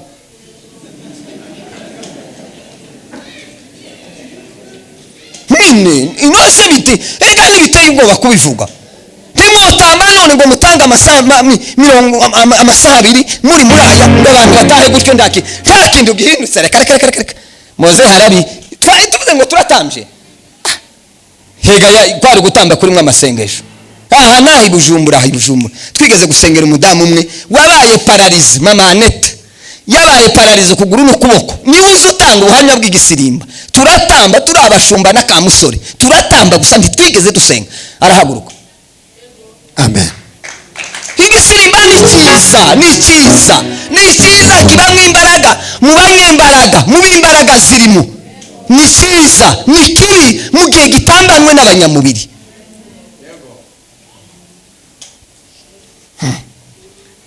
nitumara ngo turekere gutyo gusa turahetera za Haleluya 20 mwe mwozihanganira Haleluya 20 gute umwe narangiza ngundi mwese mwarushe twarushe nyine ashitse Munde turi mu mwuka Haleluya 7 ngo nizo z'umwuzuro undi nawe ngo arashiramo 2 ngo birukane satani ngo aje satani aje ubu no buturo bwayo isi n'ubutu niwe mwami w'isi muratera za Haleluya ngo aje ngo ibirometre ibirometre byanditse abantu bagiye biga Bibiliya bakiga ijambo ry'Imana ngo yirukane ngo ibirometre ariko none kitani satani ibirometre izikubirwana uzusenga ikagahagara hari ukayitwika ikaguma hangu sitegereje igihe uzaneberwa ikagaruka izija kure kamera zazija kure bayirukana ngo ibirometre kandi gabamukecuru nyine n'Imana bafashe nyine mwega nibishaga bije mukamamva none ni nka computer yasohotse bati kandi musanga nyine mutere tuge gutera mwamuzamura amaboko ibirometre waje kugera mu rugo inzozi ukazibona umuntu kwicaye kwijosi utese havuye kandi n'ibirometre twamwe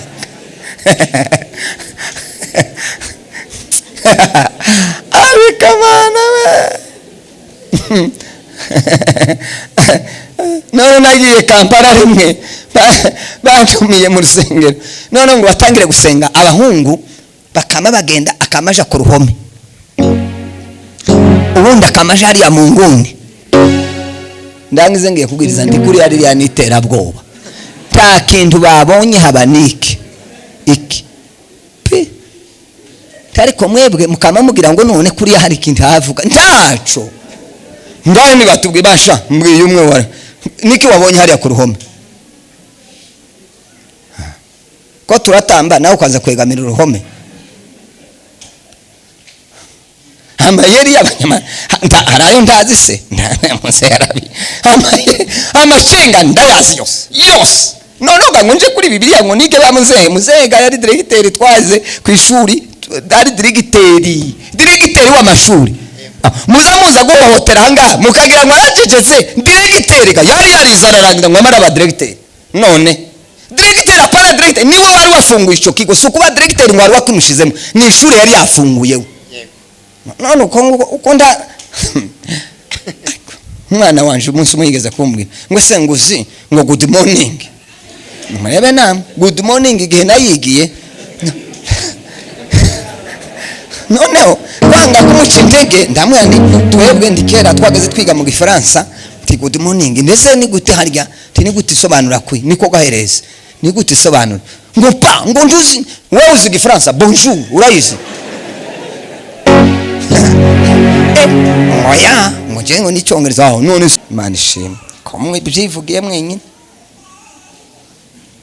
hasome mushumba Timotheo wa mbere 5 n'umurongo wa 3 kugeza ku wa 4 Pawulo yandikira Timotheo aravuga ngo wubahe abapfakazi bari abapfakazi b'ishukuri iri jambo naryo muze muryumva neza iri jambo muze muryumva neza ubwoko bwacu tuje twumvikana kuri iri jambo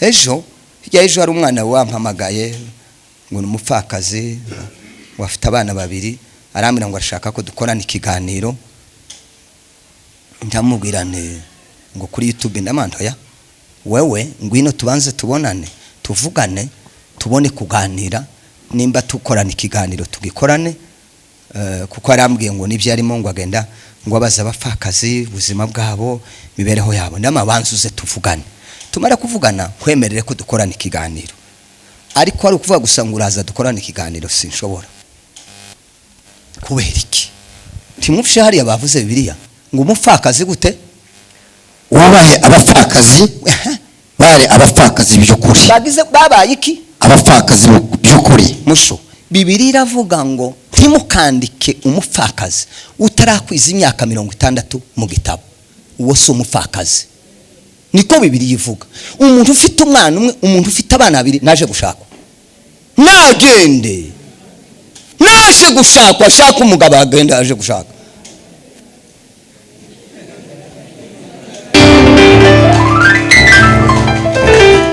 niko bibiliya nditwemerera kwandika umuntu udakwije imyaka 60 yamara agatwanira ngo atwainda ngo nibamute bamutenge gute mwari kumubwira ngo ndakora ibyaha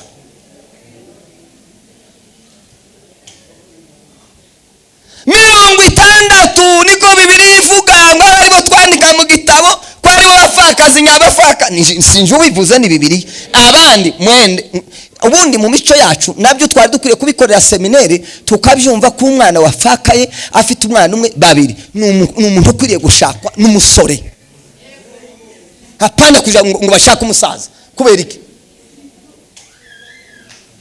ubundi se ubundi ariko reka ngaruke gasiryo somo ndi amen haleluya ese wari wahamaze yari atara hako kari gaciye musari ariko umupfakazi niba afite abana cyangwa abuzukuru agire gute babanze kwiga kubaha abo mu muryango wabo no kwitura ababyeyi babo ibikwiranye kuko ibyo ari byo bishimwa imbere y'Imana aho bitura iki ababyeyi twebwe turabo kwitura ba data na ba mama ibyo bakoze nibyo bishimwa niki n'Imana bapfa nashaka ndabishime mama ndabishime ariko bishimwa niki n'Imana sema amen n'inshingano sibyo kwirwa baguhenda ko baraguhendera iki keretse uri umupagani n'inshingano zanjye kwitura papa no hari umuntu waje hano madame yohereza mama igitenge mwashike papa yamavuga ye ati ni wewe ga ni wewe uri ku murongo nanje ngunze kuza nguri ngura ikoti n'ipantaro nyine costume ngura ishati ngura urukweto ushike ndamandi ibi byari byasigaye ga cya gitenge cyaje mbere ariko ibi byari inyuma nabyo byari ko bisa nta myenda kaunzabizana nje nyine kandi wari uvango nyine ko nabi pani ko bitegezwa kumera hatagira umuntu ubabara ngo avuge oya nitegeko ry'Imana umuha tashime hari abantu bazaba ngo ababyeyi ndi baza bashima ntabwo mubyeyi utazushima ni ikinyoma uba wamusondetse ukamuhindica ndikize mubyeyi udashima nuwahe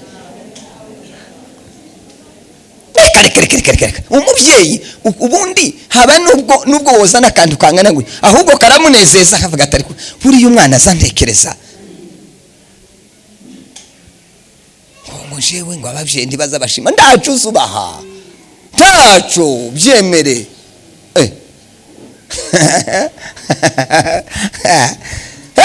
sema amen Amen. haleluya Amen. tumupe Bwana utukufu haleluya n'inshingano zacu kubera binanezeza umutima Imana buriya ibyo nkora byose ikintu kize kinshimisha ndavuga ndabizi ko banezerewe ariko cyane cyane umutima w'Imana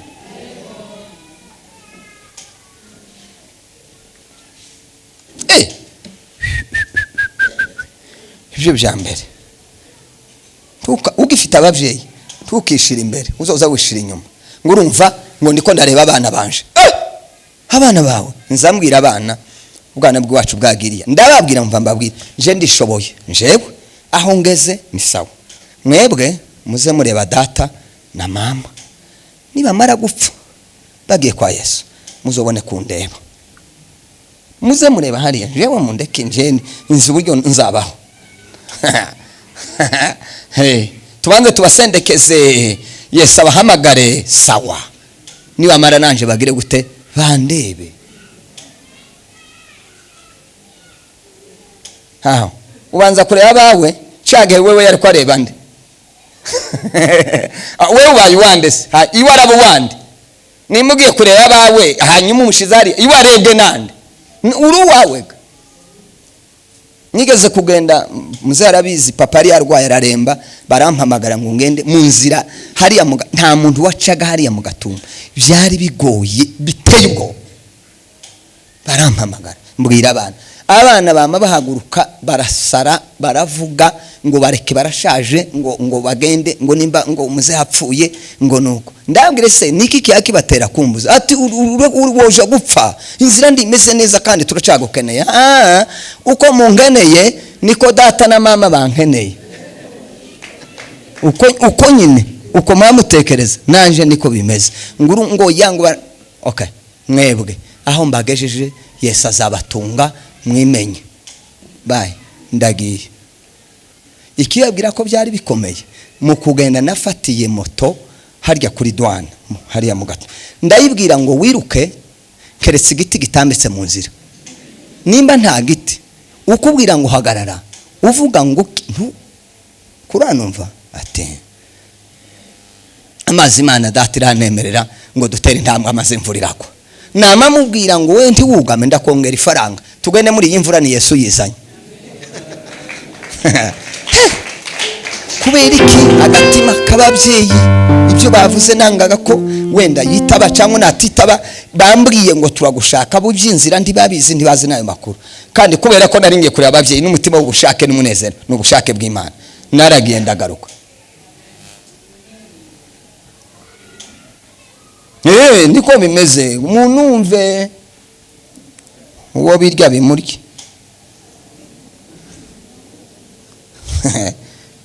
nariko mvugaga abaturaga ibyaha bari bafite abana gusuzugura iki ababyeyi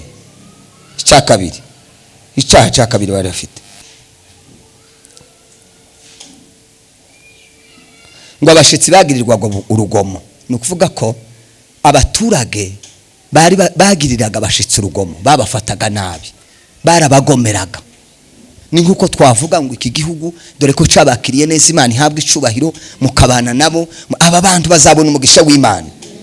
Bazabona umugisha kubera iki? Abashitsi bakiriye abashitsi babashira mu mirimo murako. Uyu ni umugisha w'iki gihugu. Uku kubaho kwanyu uku mumeze gutya ni kuri kw'ijambo ry'Imana, bazagira umugisha ku bwanyu. Sema amen. Amen. None ngo icyo gihe Abisiraheli abashitsi babazagamo ntibabafataga neza, babagiriraga nabi, bakagirisha urugomo, bituma bibabaza Imana, ngo Imana ibitegereze bababwira ngo nta muntu uhagarara imbere yanje kubera urugomo. Abaroma igice cya mbere n'umurongo wa 19, Zaburi 58 n'umurongo wa 2 kugeza ku wa 3. Abaroma igice cya mbere 19, Zaburi 58 n'umurongo wa 2 kugeza ku wa 3. Yohana wa mbere igice cya mbere n'umurongo wa 9. Araho napanze ngarukira ndiko ndahegereza. Amen. Muracyari maso? Amen. Ko birumvikana ariko? Asante. Icya gatatu, bagiriraga nabi imfubyi n'abapfakazi. Bagiriraga nabi imfubyi n'abapfakazi. Aka kantu, iki kintu, iki singitinzeho, siryo somo siryo somo, neka nigarukire. Abisiraheli ntibigeze baha agaciro imfubyi n'abapfakazi. Imana irarakara, irababara. Nicyo gihe yababwiye ngo nta buye rizasigara kuri mwebwe, muzagenda iminyago mugira imyaka 70. Ntasoni abapfakazi bari mu kubarira mu maso, n'imfubyi muhari, mukarya mukamena.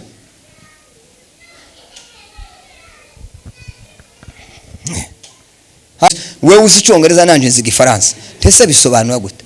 Kurya tuzatubareka twatubona ibintu. Muzaza bireka mama yawe kuriya ntabizi, ntasubu ariko none igitangaza.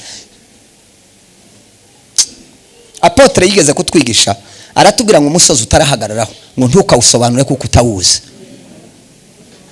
Tukagaye ngo ukavuga ukiri umusore ngo nje ngo umugore ngo no kwamba muyobora gutya nkagira ko ngo abana reka uwo musozi nturawukandagira urinde uzoshake tuzobimenya ico gihe. Akarimi gusa ngo je ngo noba ngo mushumba reka shaho nduraba mushumba genda wanzo babaza amagorwa bago ubabasha ubone kuvuga iby'ubushumba. Arakana kamwe ngavuga izina hariya nagiye muri Calvary, bama mubwira ngo pastor wa za haleluya, ngo natambuka ngo atereza haleluya. Pastor wa za haleluya ngo amarara atambuka agira ubuhanya nije wari umuvuga butumwa ngo arangize ndamuhaguruse. Tese ko muri Timotheo havuga inshingano z'abashumba, habamwe n'inshingano ya haleluya. Hari umuntu wari wabona uba pastor wa za haleluya wagipfu ugira ubwenge. Haleluya se n'abantu n'ihene n'inka uyoboye. Erega mu pastor ni umushumba, nico bisobanura. Uri umushumba wa za haleluya. Ubushishi gusa uzosubira irindi rimwe bagushuke. Uri pastor wa za haleluya. Ngibyo iby'abana babayemo bamutambusa imbere yavuga akantu bakamwita uko, ariko umuntu mureke mbabazi, umuntu bamwita docteri atatare docteri akemera ngo ni docteri. Bakabwira ngo uri professeur utari mu professeur. Wamara ukemera.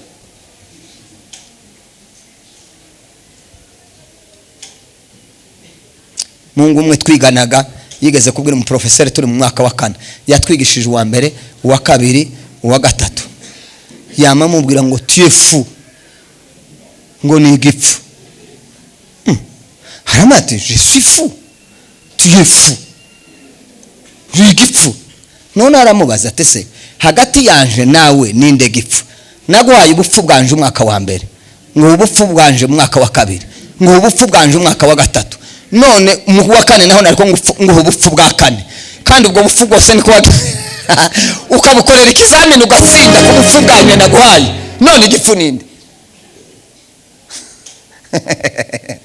Taragusubije sha wari ni we gipfu nyine. Wo kwicara imbere y'igifu kikagwigisha imyaka 3. Wamara ugakorera ikizamini ubupfu bwiwe, yamara akakubwira ngo watsinze ku bupfu bwanje. Nibyo rero nibo bana dufite. Bari mu kutubwira ngo turi ibipfu. Baraduhaye ubupfu kuva dutangiye turi abana tugahaye. Ariko mana we, Mungu awasamehe na wasaidie. Amen. Amen. Abatambyi tibakoze uko Imana ishaka, kandi bakomeza ubutambyi. Imana irababara, irabitegereza ibura umuntu. Nubwo mvuze gutyo, hariho abatabikora neza, hariho abadahagaze neza imbere y'Imana, hariho abadashitse inshingano Imana yaduhaye. Kisi mpayivuga, Imana yaduhaye uburenganzira bwo gucaha, bwo kwigisha, bwo guhanura no guhana. Imana yarabiduhaye. Imana yaduhaye inkoni y'ubushumba yo kwereka abantu umurongo. Haleluya. Imana yaduhaye umwanya wo gusenga, tugasengera itorero. Hariho abatabikora, Imana irababara. Inshingano zacu n'ibyacu twarabihawe, ni ngombwa kubikora, tukabikorana umutima ukunze w'ubushake. Imana ngo ibitegereze, iravuga ngo ya cyambere bishe ngo amategeko y'Imana bahawe ntibahagarariye ku ijambo ry'Imana. Ubu nta mategeko ariko kandi ariho ijambo ry'Imana. Ntibagendeye ku ijambo ry'Imana, bagendeye ku marangamutima, bagendeye ku nyungu zabo. Imana irababara, ntibereka abantu ijambo ry'Imana rishobora kuyobora abantu ngo abantu bagaruke, babaha imitekerereze yabo n'ibintu bidasanzwe turi mu kurema. Hari ibintu turi mu kurema bitari mu ijambo ry'Imana, kubera iterambere tukabizana mu nzu y'Imana kandi bigasa n'ibikwiriye kandi bidakwiriye. Imana ntibikunda. Ntibikunda Imana. Bashumba, ababyeyi bacu, natwe abandi bari munsi yacu, mureke dukurikiza amategeko y'ijambo ry'Imana. Nicyo cyaha cyambere nicyo Imana yabagayemo. Yarababwira ni muvuge ijambo, mubwire abantu ijambo. Haleluya. Mubwire abantu ijambo ry'Imana rizarihindura. Ijambo ry'Imana ni imbuto zimera, iyo ryageze mu muntu rizarimuhindura ryonyine, tutarinze gushiramo imbaraga zacu. Cya kabiri, ntibubahe ibintu by'Imana ngo byeguriwe Imana. Hari ibintu byari byareguriwe Imana, Imana irarakara. Hari ibintu biri mu gukorerwa amatorero ukayoberwa ibirimo, ukayoberwa ibihaye biba. Amateatre ibiki ngo nibize mu rusengero. Aha nahera Imana. Imana izi ko yeguriwe Imana, ibi ni iby'Imana. Imana ubushize ari umuntu wampamagaye ngo arashaka agatuti ko mu rusengero, ngo ariho seminere bafite umuntu uri hanze. Ndamwe se ufite ubwenge ngo agatuti ku rusengero muze kugakoresha ngo mutange ifaranga mu rusengero? Agatuti kabaho Bibiliya? Ibiri mu nzu y'Imana bireshejwe byose, ntimukaza mubifata ngo ariko ngo nibisanzwe, ngo namwe murakabye. Turakabye iki? Ntahanga byeguriwe Imana, nico cyazanye. None se kijya gusura gukora hanze gute? Mwaguze ikindi cyo gukotesha kigashira hariya kakariya kakaba ko gukona kandi kokotesha ko kanditseho harvest. Jesus Christ harvest. Ngo akabara kajanye hariya muri stade bakayoberwa. Ese ni amaterane harvest yaje karejejwe akangaka akandi gasa na buriya bundi buririya ku isoko aka tibihuye.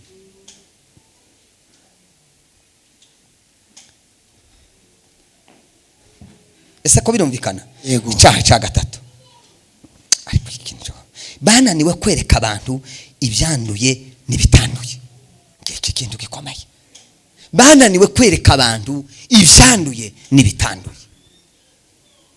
Ubushize nari mfite ubukwe ariko nari narabitangaje, mbwira abakobwa ndababwira ngo uzosubira akazana ikanzu ripasuye rikagera mwabasazi muzosarira hanze ndimuzinjira tibaramenyaga bo bakagira ngo ndi murumvise ko murumva mwabahungu mwe n'abakobwa. Abakobwa bo kwambarira baza bambara ntibakambara umwenda bacagaguye ukagera ngo buce barazanye ubukwe mare kuza kuko wari umunsi wa mbere ndasohotse nza kubareba mpamanga umukobwa umwe hano araza hagarara ndebe neza. Iryo kanzu rirasatuye ngwe nta makuru bari bakubwiye. Uwari ubahagarariye ahitaza w'umugabo umusore arambira ngo urumva ngo basanze kera ngo bayakodesheje. Mwirirwe mu modoka nimuza mukinjira hano murashaka undi usezeranya uyu muntu biriwemo tibazanasubira byararangiye. Itegeko ryarafashe shakuzana imyenda itabaguritse icigaguritse muri ko murayizana mu rusengero. Twereka abakristo ibyanduye n'ibitanduye, tubereke ibikwiriye n'ibidakwiriye. Njyewe ntacu umuntu hanze afite uburenganzira bwe sino Rwanda ngo ndwane, ariko hano narahawe hariya nibo bayobozi nibo Imana. Mwari mwabona Imana izano muzamuyibona, hari ubwo mwebwe yagazani gahagarikira ngo ibayobore none ngabariya n'Imana yaye ingoni baje batubwira ngo ngubu mbabwiye mwese ngo mupfukame, mugomba gupfukama. Nibwo buryo bwiza haho. Nimwumvira abayobozi b'ibiyabo ngo mwumvira ababayobora ngo mububahe ngo kubera yuko sema amen baribo babereye amaso imitima yanyu. Nta bayumbe bababereye amaso, ndabivuze nta bayumbe babereye abakristo amaso, nta muyumbe n'umwe ubereye umukristo amaso. Izo nshingano ntiyazihawe.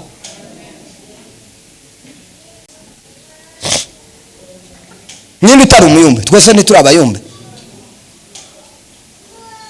Mjumbe ni nini? Ubundi muyumbe ni iliya ni jambo ry'igiswahili.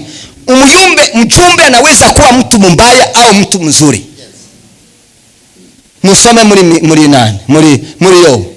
Ngo mjumbe yakaja aje kuvuga ibibi. Mwamwibuka muri Timotheo ni intumwa ya Satani. Intumwa ni mjumbe. Kandi umuyumbe ni season ni igikorwa ugenda ugakora kikarangirira aho ngaho, kitaza gishira n'umunyamasengesho. Ico nico kiri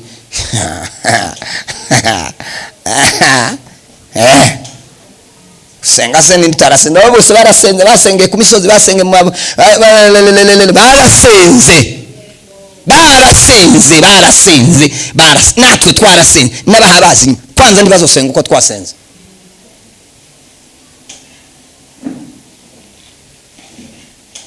Sinkabishe ariko nabo barasenze bagera umva rero basumba abatambyi ntibigeze baribagirwa ariko nzatekereza ijambo ariko Bibiliya ngo muri Habakuki haravuga ngo abakiranirwa ngo bamaze kugota abakiranutsi. Muribuka bavuze kera abantu barabombora ngo bamwe barabiri baravuga ngo se turagira gute reka tubireke. Habakuki aravuga ngo abakiranutsi bamaze kuba bake, abakiranirwa babagose baravuga ngo reka tubirekere gutya. Hari ibintu turi mu kurekera gutya. Mwaratugose mwabaye benshi, mwabaye benshi bakunda igisirimba twagira turavuga batamba bakaba batumereye nabi. Hari ikindi kiri mu gutuma tutavuga.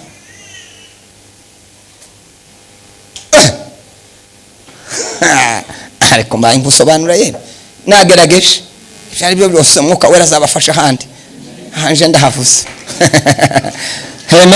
Amen. Haleluya. Niki kibazo cyabaye ku batambyi bananiwe ariko bitewe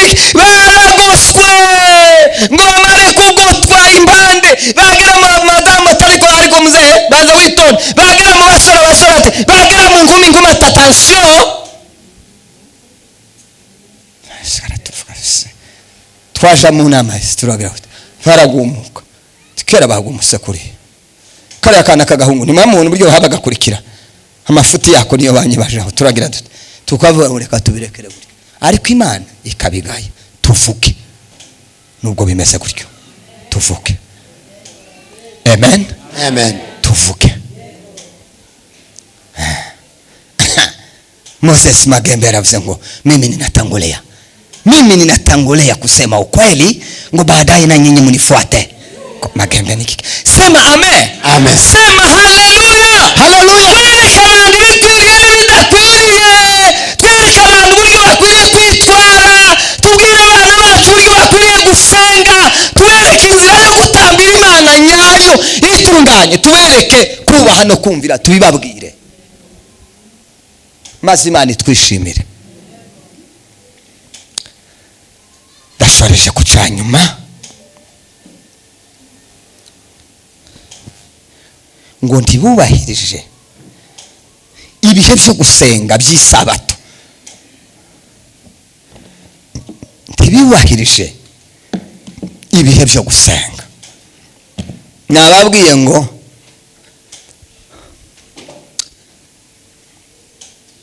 njyewe agafano kanje n'umukristo no kudasenga gusa.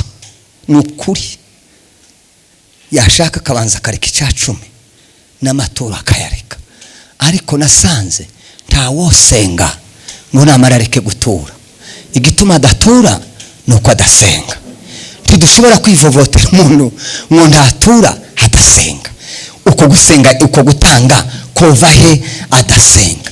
Bakristo bashumba reka dutere intege abakristo baze mu materaniro, baze gushaka mu maso h'Imana, baze kuvugana n'Imana. Aha niho tuganirira n'Imana, aha ni mu nzu y'Imana, aha niho Imana yabwiye Salomo, Imana iramubwira ngo maze abantu bitiriwe izina ryanje ngo nibagera kuri uru rusengero ngo nibatunga amaboko ngo nanje ni mwijuru nzagira gute nzabumva. Batunze amaboko. Aha tuhageze tugatunga amaboko Imana izatwumva. Hariho impamvu zatumye Ezekiel avuga ngo Imana yabuze umuntu. Nuko yabuze umuntu kubera iki? Ibyaha byari mu bantu.